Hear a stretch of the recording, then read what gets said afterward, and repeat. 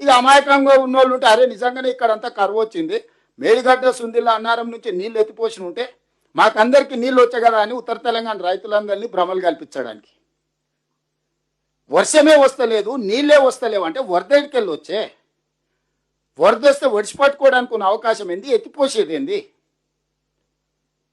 ఈ ప్రాజెక్టే ప్రాణహిత చేవెళ్ళ కావచ్చు, లేకపోతే పేరు మార్చిన కాళేశ్వరం కావచ్చు, అత్యధిక వర్షము వరద తుఫాను వచ్చినప్పుడు 2-3 వేల టీఎంసీ సముద్రంలో కలుస్తున్నాయి. ఎంబడెంబడే ఇందులోకి వెళ్ళి పంపులు లిఫ్టులు బ్యారేజ్లతో ఎత్తిపోసి శ్రీపాద ఎల్లంపల్లి నుంచి బయటికి తీసుకొచ్చి మల్లన్న సాగరు, కొండపోచమ్మ, రంగనాయక సాగరు, రకరకాల రిజర్వాయర్లు అప్ టు చేవెళ్ళ వరకు నీళ్లు ఫటాఫట్గా తరలించేసి అన్ని పంపులు లిఫ్టులు పనిచేపించి ఆ నీళ్లు తీసుకెళ్ళి రిజర్వాయర్లలో నల్లు వచ్చినప్పుడు మనం ఇంట్లో బిందెలలో, కుండలలో, చెంబులలో, లేకపోతే బకెట్లలో పట్టి పెట్టుకుంటాం. గంట సేపు నల్లు వస్తే ఏం చేస్తాం?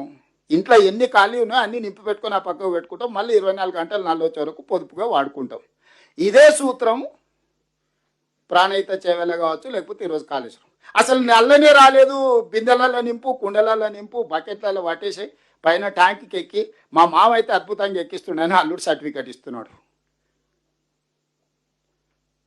ఈరోజు ఈ అన్నిటి పరిస్థితులకు కొడుకేమో మా అయ్య కప్పజపో అని, అల్లుడేమో మా మామ ఎంత గొప్ప సూత్రం కనిపెట్టిండో చూడండి అని నేను ఒకటే అడగదలుచుకున్నా. ఇవాళ 9.5 ఏళ్ళు మీకు అప్పచెప్తే 8,21,000 కోట్ల రూపాయలు అప్పులు చేశారు.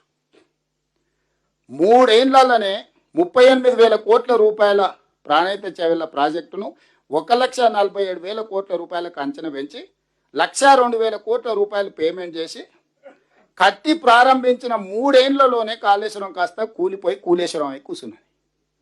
మీకు అందిస్తే చేసిన నిర్వాకం అనేది దీన్ని విధ్వంసం అంటారు. ఫైనాన్షియల్ టెర్రరిస్ట్ అంటారు ఇంగ్లీష్లో. ఆర్థిక ఉగ్రవాది. ఉగ్రవాదం రకరకాలుగా ఉంటుంది, కానీ ఆర్థిక ఉగ్రవాద కుటుంబం కేసీఆర్ కుటుంబం. కేసీఆర్, కేటీఆర్, హరీష్ ఆర్థిక ఉగ్రవాదులు. తెలంగాణ యొక్క ఆర్థిక మూలాలను దోపిడీ చేయడమే కాకుండా విధ్వంసం చేసిండ్రు. Press the bell icon for more interesting updates.